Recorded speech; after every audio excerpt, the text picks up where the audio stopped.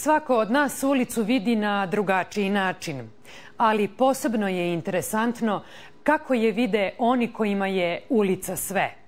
Oni koji žive na ulici i žive od ulice. Projekat Oko ulice ima za cilj baš to, da nam svet prikaže očima koje često vidimo, a o kojima malo znamo, osim da su to dečije oči. O čemu se radi, saznaćemo od Bojane Mlađenović.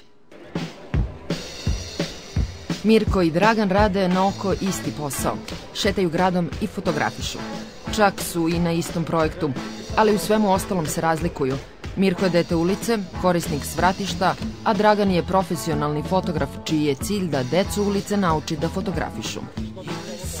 Projekat Oko ulice je negde prvi pokušaj da se kroz fotografiju pruži prilika deci koja su uključena u život ili rad na ulici da ispričaju svoju priču i da nam negde kroz svoje fotografije pokažu na koji način oni vide grad u kome svi živimo i ulicu kroz koju svi svakodnevno prolazimo i možda ponekad se i ne obaziremo na decu i mlade koji su oko nas, žive ili rade na ulici.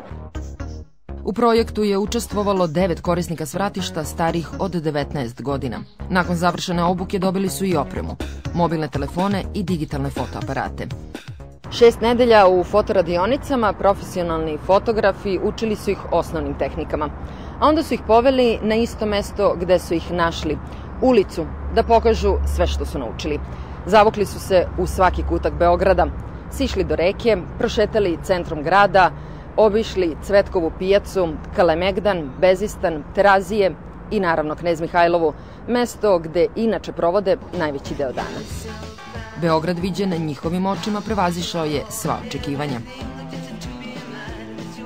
Praktično smo dobili odlične slike, znači prevazišli su očekivanja. Taj njihov ugao gledanja, motivi koje su fotografisali, sve to je jako interesantno nama bilo. Nekako je naša pretpostavka, naravno pogrešna, bila da će nam oni pokazati možda neke tužne priče i neke onako tužne deliće iz svog života. Oni su zapravo pokazali Beograd u divnom jednom svetlu, možda i u skladu sa njihovim godinama. Tako da imamo jedan onako veseli, interesantni Beograd i sigurna sam mnoge njegove delove koje možda nikada niste primetili, a zaista su božanstve. Pored želje da se deca ulice nauče nekoj novoj veštini, projekat je imao za cilj da skrene pažnju na tu decu, da se oni aktivnije uključe u društvo u kojem žive, da po prvi put sami ispričaju i prikažu svoje životne priče. Dosta slika postoji gde su oni slikali kroz neku ogradu nešto. Znači da je praktično neka ograda ili nešto, neka šarena, ono što recimo štite ulice kad se renoviraju, oni su kroz to slikali nešto. Mi smo im rekli da treba da imaju prvi, drugi plan u fotografisanju, međutim oni su to najviše odabrali kao to i to je možda čak i za neku sociološku studiju. Mirko Ondrik je pokazao izuzetan talenat. Ovaj 20-godišnjak ne samo da nam je prikazao Beograd kako ga mi ne vidimo, već i svoje rodno mesto Kovačicu. Njegovo potpuno novo životno iskustvo prepričao nam je sa osmehom na licu. Prvo smo učili kako trebamo da upalimo telefon, da fotografišemo, kako da izrošimo sliku i da posle smo mislili da fotografišemo po gradu. Sam je su i kod mene u selu, sam fotografišao i tako. I šta se nalazi na tim fotografijama koje se napravi? Nalazi se dosta, ima fontane, spomenici, ljudi. Na osnovu čega si birao? Šta će se naći u tom tvom nekom kadru? Pa, birao sam ono što je meni interesantno. Nisam birao ono što je bez veze, nego ono baš koje je interesantno, ono sam to fotografisao i to je to. Šta ti je bilo interesantno? Meni je interesantno ono kako drugi ljudi rade, zabavljaju se, smeju se, slušaju muziku, imaju drugačiju frizuru nego mi i tako. Osim što su bili privučeni razlikama u većini fotografija, utkana je filozofija njihovog života. Marginalizovani, neravnopravni, u njihovim objektivima puno mesta zauzimaju neke nama neobične i neočekivane stvari.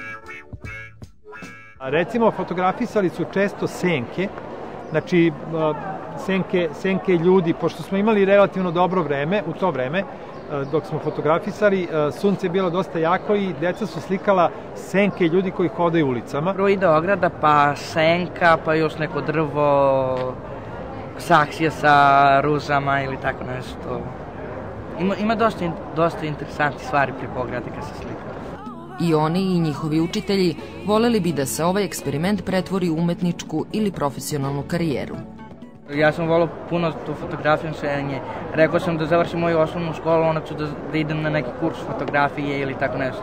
Mislim da jedno dvoje ili troje su vrlo spremni da se eventualno jednog dana za par godina uz neku obuku da postanu fotoreporteri. Na izložbi koja će se održati krajem maja u Domu omladine biće prikazano 60 najboljih fotografija koje će moći i da se kupe.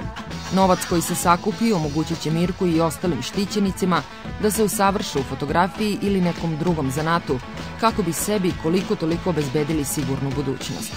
Deo sredstava upotrebit će se za nove kurseve i nove polaznike. Menjaće naš pogled na Beograd dok ne promene i nas i grad.